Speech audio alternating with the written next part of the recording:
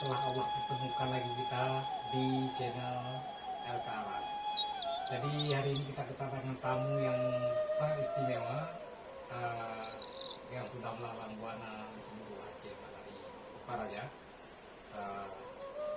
sama saudara Murid. Selamat datang di studio mini kami di sini di Hama LK Alat. Ya, terima kasih. Kami sebenarnya kan ingin sedikit menanyakan tentang seorang Muhrain yang dulu kita nggak kenal, kenal di Facebook, dunia maya. Akhirnya Allah pertemukan kita di offline lah Baik. di sini. Jadi ada berapa hal menarik yang ingin kami tahu dan netizen channel Amai Kara sendiri yang ini tentang seorang Muhrain sebenarnya. Sejak kapan sebenarnya mengenal dunia puisi? Baik. Tepatnya Muhrain ini belajar menulis puisi ya? Tahun 97. 97 kan? Tahun 1997 SMP atau tingkat MSen waktu itu ya.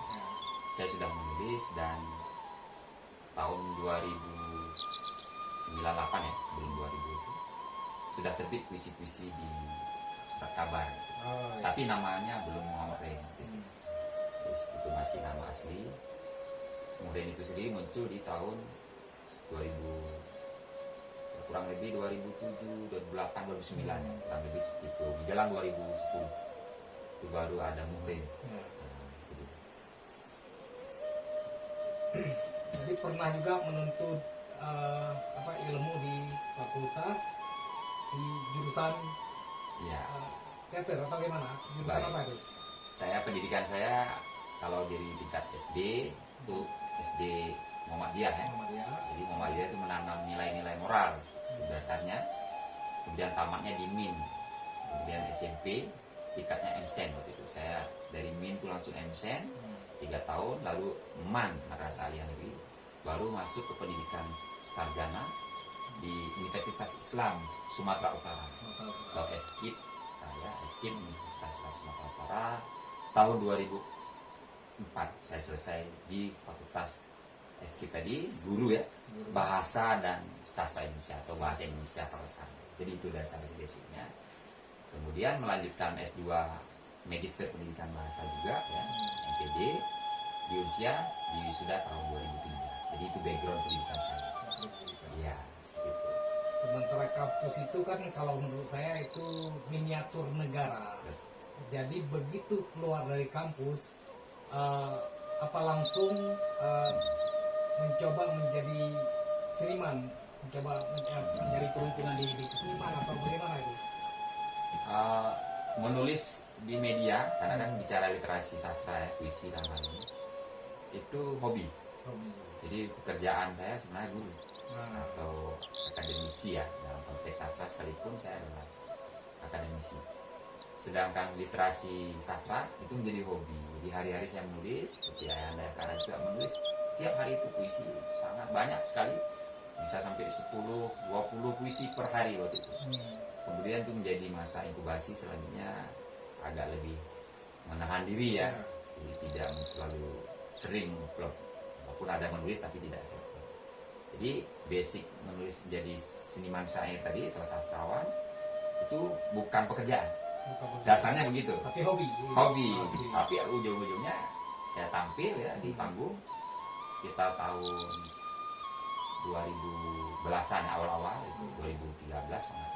Di situ saya dibayar hampir nggak pernah saya sangka gitu ya. Anda juga pernah juga sepanggung gitu ya, maksudnya berbeda di event yang sama. Berarti membaca puisi atau menulis puisi itu bisa menjadi profesi, bisa menjadi profesi dan menghasilkan pundi-pundi yang halal insya Allah seperti itu. Itu dasarnya kenapa kadang-kadang orang bingung ya, apakah saya sebagai seniman atau akademisi. Ternyata adalah hobi. Yang jelas pekerja seni oke, fine, gak ada masalah. Ada yang menarik, saya lihat kan begini, saya sendiri di grup gitu. Iya. Pertama sekali naik panggung, apa yang Anda rasakan di saat pertama sekali baca puisi itu di depan orang ramai itu, ditonton oleh banyak orang? Iya. Itu sepertinya pengalaman yang banyak ditonton itu justru bukan di Taman Budaya, ya. tapi saat tur anti narkoba ya, kampanye anti narkoba seorang penyanyi Aceh ya, vokalis Aceh, Raffi Kandi. Itu mungkin yang paling saya greget gitu ya. Soalnya kalau tantangan di kota itu sudah biasa, Anda juga udah sering. Tapi ketika baca puisi di daerah, kebetulan kita tur dari mulai Pidi Jaya sampai Subulu Salam. Setiap hari saya harus menghadapi ribuan orang yang menunggu kita berkolaborasi dengan seniman yang juga nggak sembarangan ya, Raffi Kandi. Itu yang membuat saya terus menjadi jam terbang lah kira-kira gitu. Lalu akhirnya saya menganggap bahwa dunia sastra itu sudah menjadi bagian hidup setelah melewati tantangan. Kalau itu kan setelah berkali-kali kita naik panggung. Yeah. Ini saat pertama sekali naik panggung, kadang-kadang kan ada sampai keringat dingin gitu. Oh, gitu. Ada salah baca atau gimana Yeah. gitu kan. Baik, itu poin pertama adalah kapan saya pertama sekali di depan sekali, publik, bukan jumlahnya ya, bukan Bang. jumlahnya. Karena saya basicnya guru bahasa Indonesia, sehingga saya selalu mengajarkan kompetensi dalam membaca puisi. Sehingga ya tentu di depan kelas. Ini kunci pertama saya membaca puisi di depan kelas, sebagai sedikit banyak mereka bisa melihat model baca puisi. Sebelumnya saya berada di Universitas WISU ya, WISU kita ada sanggar kuliah praktek selama setahun, tapi belum go publik. Saya sempat menjadi ketua himpunan mahasiswa jurusan, tapi belum jadi seniman, masih hanya saya akademisi gitu. Jadi tantangannya adalah depan kelas, dan tantangan itu berat. Kenapa? Menjadi seorang guru yang juga nanti menjadi teladan baca puisi di kelas. Nah, itu debar-debar awalnya gitu. Selanjutnya sudah ke publik yang lebih luas. Jadi, kita ketemu dulu di Banda Aceh. Saya tahu dengan nama Muhammad Ren ataupun Moren, kan? Sebagai seorang seniman tutur lah bisa kita bilang kan begitu. Jadi sekian lama sudah berkelana lah kita bilang, sedikit juga seperti mungkin kata-kata Bu Roma berkelana. Apa yang Anda rasakan menjadi seniman puisi dan sedikit puitis yang dia sendiri gitu? Ya, Suka dukanya mungkin. perasaan sebagai seorang penyair mungkin gitu ya. Dianggap feminim, padahal laki-laki gitu ya. Dianggap lebih halus, padahal saya kadang-kadang juga kontras dengan keadaan. Jadi bisa juga menjadi seorang demonstran dalam baca puisi. Jadi kelebihan dan juga sekaligus kekurangan di situ. Kita bisa lemah lembut, bisa juga sangat konfrontal seperti itu. Sama seperti dunia lukis, Bang Kamar sendiri ya bisa sangat magic, bisa juga sangat halus itu seperti lukisan alam dan seterusnya. Jadi perasaan halus, mudah tersentuh, kemudian juga emosional ya. Karakter seorang seniman umumnya seperti itu dalam dunia syair. Tapi saya kalau melihat Ayahanda Akara itu adem aja gitu. Ya itu yang menjadi teladan kita dalam dunia mengalir ya begitu ya. Jadi mungkin tumbuh dewasa dalam dunia seni sastra puisi membuat kita jauh lebih tenang dan berpikir membentuk kata-kata atau ungkapan-ungkapan yang orisinil. Itu tantangannya, sehingga tidak mungkin hanya dengan mengandalkan sensibility tekstual atau ekspresif seperti itu, atau juga kata-kata yang kayak angkatan 45 gitu ya, keras begitu. Tidak bisa begitu, tentu harus punya identitas. Ini yang menjadi tantangannya. Jadi saya lihat di seorang penyair, hampir 90% kata yang terangkat adalah ungkapan jiwa. Ungkapan jiwa.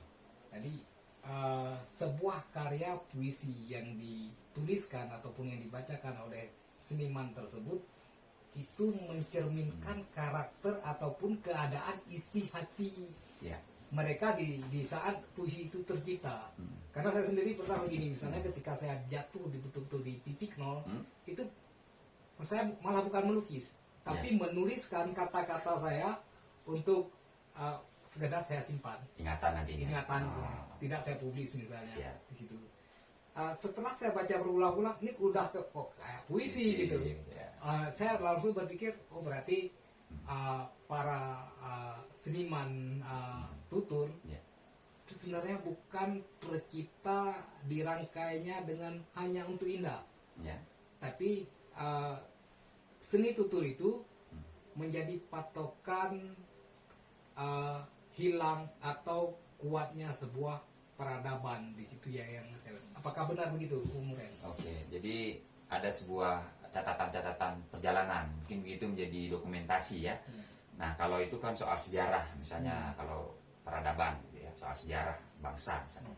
Tapi ternyata dalam diri seniman dia mencatat dan detail. Saking detailnya pada satu objek dia melukis dalam bentuk kata-kata ya, lukisan dalam kata-kata. Misalnya contohnya perahu lah katakan gitu. Kalau di museum tsunami itu ada benda tsunami yang di situ nanti ada catatannya, ada puisi. Gitu. Jadi objek tadi sebagai penguat dari makna yang ingin disampaikan, ada simbolik. Gitu. Jadi nggak mungkin kita menulis suatu puisi kalau tidak ada simbol-simbol. Nah simbol-simbol ini bekerja secara emosional dalam pikiran sebelum diciptakan lirik-lirik. Kemudian dia juga menjadi ingatan terus-terusan, jadi istilahnya topik ya. Kalau kita mau menulis sebuah puisi tsunami misalnya, topiknya tentu penderitaan, hal-hal yang kita alami. Nah, sulitnya ketika tidak mengalami apa yang dilakukan seniman itu. Ya, dia harus bisa mencoba merasakan apa orang lain rasakan gitu. Maka ada namanya penelusuran sejarah. Itu yang mungkin kadang-kadang kok seorang penyair itu bisa membaca masa depan gitu ya, atau juga kok bisa jadi catatan sejarah, kadang pun dia nggak mengalami gitu. Nah ini karena halus jiwanya tadi, pengalaman hidup yang banyak dan panca inderanya yang aktif. Karena menjadi seniman sastra itu harus aktif ya, panca indera harus aktif. Jadi dikupingin tuh udah ngerti gitu, diliatin dari jauh tuh harus sadar gitu.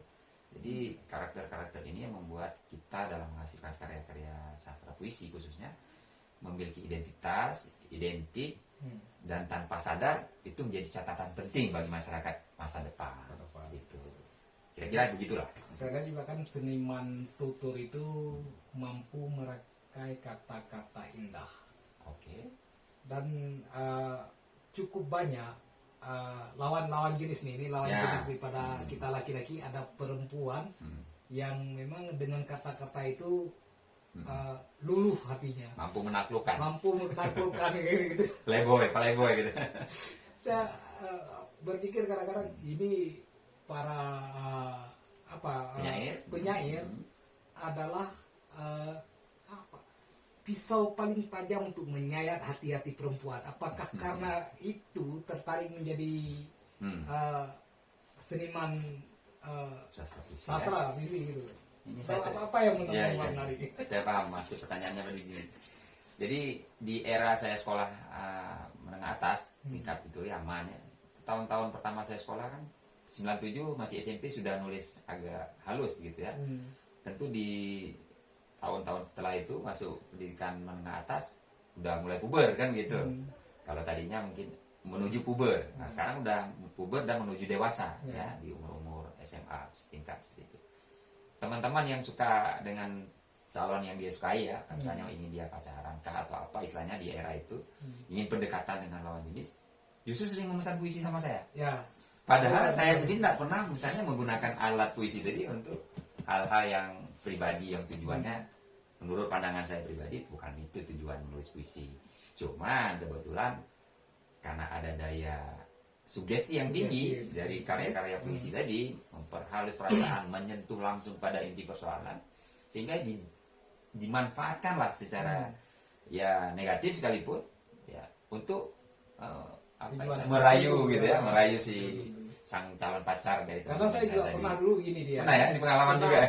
Saya sebenarnya kan tidak terlalu tertarik menjadi seniman rupa dulu, lebih suka menulis ya. Walaupun saya nggak tamat SD alhamdulillah. Jadi di masa saya dulu pacaran itu kan nggak ada handphone seperti sekarang ini. Kita selalu menulis di surat cinta. Yang suratnya emang khusus, kertasnya wangi. khusus, wangi kita beli. Nah selalu saya tuliskan sebelum tangan menghayunkan pena, sebelum pena mengeluarkan dawatnya, terlebih dahulu saya meminta maaf, bla bla gitu. Rasa itu cukup sering juga kawan-kawan, kan tulisan surat untuk pacarku dong, kayak gitu. Karena ada asmara yang bisa digali di situ ya. Ada kata-kata ketika dibaca oleh perempuan itu senang kali dia. Terayulah dia. Baik, saya perpanjang ya soal itu. Nah, Kenapa misalnya kadang-kadang perempuan itu senang di kata-katai halus? Karena memang jiwa mereka lebih halus dari laki-laki. Dan untuk mendapatkan hati perempuan dengan konteks sastra tadi, puisi salah satu yang paling mudah. Karena modalnya cuma cari tinta aja gitu untuk nulis. Kalau harus nyanyi, sebenarnya jauh lebih keren gitu ya. Di era saya sendiri, teman-teman yang bisa main gitar pacarnya banyak gitu. Istilahnya gitu ya. Itu memang dinamika di era itu. Tapi ternyata jatuh cinta sama orang gitaran gitu ya, orang pandai main musik, berbeda dengan jatuh cinta kepada seorang yang puitikal. Dia jatuh cintanya tuh cinta sejati ya kalau istilah kita itu, sampai lupa bahwa dia juga harus menikah dan realistis di era harusnya dia menikah. Tapi ingatannya itu kuat gitu. Pernah dikirimin puisi gitu. Dan itu menjadi cerita-cerita lucu yang kadang-kadang menjadi gak lucu ketika ketemu lagi, jadi malu gitu ya. Nah, jadi uniknya di masa-masa puber, ya para penulis-penulis muda tadi, termasuk mungkin saya di era itu, umur-umur di bawah 20-an ya, 17-an. Ya 17-an, menulis puisi itu tujuannya sebenarnya ada hari-hari indah yang harus dicatat, dan juga hari-hari duka yang perlu menjadi kewaspadaan di masa depan. Mungkin itu yang melatar belakangi dicatatnya kenangan tadi dalam bentuk puisi. Hari-hari indah yang ingin dikenal. Karena apapun kata-kata begitu sedikit terangkai udah jadi puisi gitu. Belum lagi ada titi mangsa kan, ada tanggal bahkan tempat di mana nulis dan juga tahunnya. Tentu kita akan ingat tahun berapa itu kejadian di mana. Nah, ini juga yang membuat mungkin ayah Anda juga akan setuju mungkin dengan pendapat saya ini. Daya ingat beliau itu karena catatan-catatan tadi, sehingga bisa mengingat, oh di era ini dia nggak lupa. Karena dengan menulis lebih cepat mengingat catatan tadi menjadi kunci ingatannya. Gitu. Dan untuk saat ini saya lihat udah sering ke Tanah Kayu, ke Tajudan. Apa yang membuat seorang Muhammad Rain kayaknya mulai jatuh cinta dengan Tanah Kayu? Ini ada sesuatu kayaknya. Iya. Jatuh cinta dalam arti yang luas ya maksudnya ya. Baik. Jadi Alamnya tadi saya sempat siaran langsung di Jambu Budaya ya. Nah, mohon maaf nih saya masukkan kata tadi ya, bahwa prinsip saya soal kesenian di sini ya, di Gayo di sini itu adalah purba gitu ya. Purba itu artinya sesuatu yang sudah terbentuk dengan kuat gitu. Sehingga saya berpikir ada satu kiblat dari sastra Aceh selain sastra Aceh dalam konteks luas, yaitu sastra Gayo.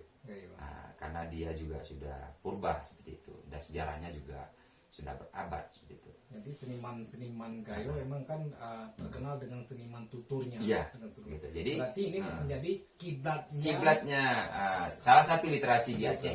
Jadi saya setuju bahwa lirik-lirik syair-syair Aceh, sastra Aceh, sastra di Aceh maksud saya, ada juga di Gayo. Selain misalnya kita bahas Hamzah Fansuri misalnya ya, Araniri dan sastra-sastra Islam khususnya, justru yang di Gayo punya nilai yang berbeda, agak alam sedikit gitu.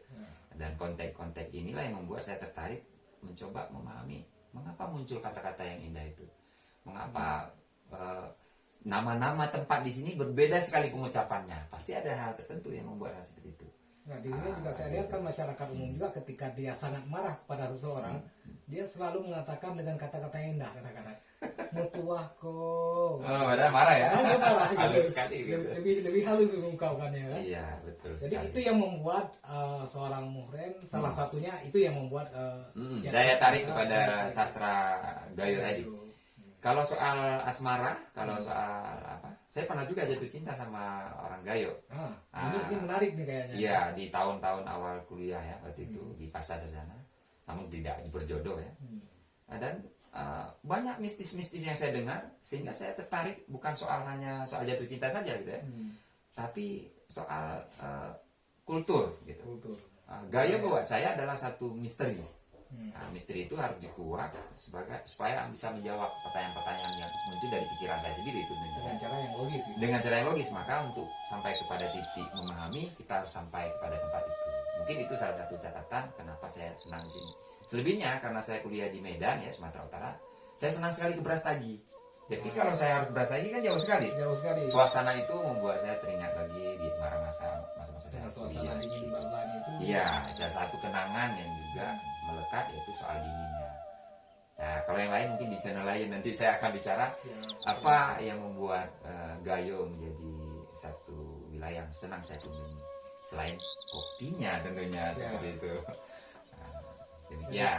Di sini saya juga melihat banyak hal yang memang menjadi pusat inspirasi untuk seorang seniman, baik itu rupa, tari dan tutur. Saya lihat banyak hal di sini yang memang ya sesuai dengan kultur budayanya, dengan suasana alamnya, dengan segalanya lah saya lihat di sini. Saya juga berharap kelak Muhammad Ren bisa menjadi warga Gayo, kita bisa berkesenian bersama di sini, bisa sering silaturahmi dengan ama LKR sendiri. Ini udah berapa kali? Baru sekali ke sini. Kalau di rumah ini baru sekali di sini. Tapi kalau berjumpa udah beberapa kali ya Anda ya di Gayo. Di Gayo. Ketemu dengan Anda udah beberapa kali. Ya, termasuk di Payatumpi kemarin ya. Dan di Kuyun nggak jadi ya, saya duluan ke Medan itu. Ya, di kemarin. Iya. Acara festival kopi ya. Ya, seperti itu. Oke, terima kasih bincang-bincang hangatnya Pak Muhammad Ren. Semoga Allah perpanjangkan umur kita. Amin. Semua Allah berikan rahmat untuk kita dan jangan sungkan-sungkan kemari ke studio ini. Oke, terima kasih Bung Ren. Sama-sama, terima kasih luar biasa. Assalamualaikum warahmatullahi wabarakatuh. Assalamualaikum.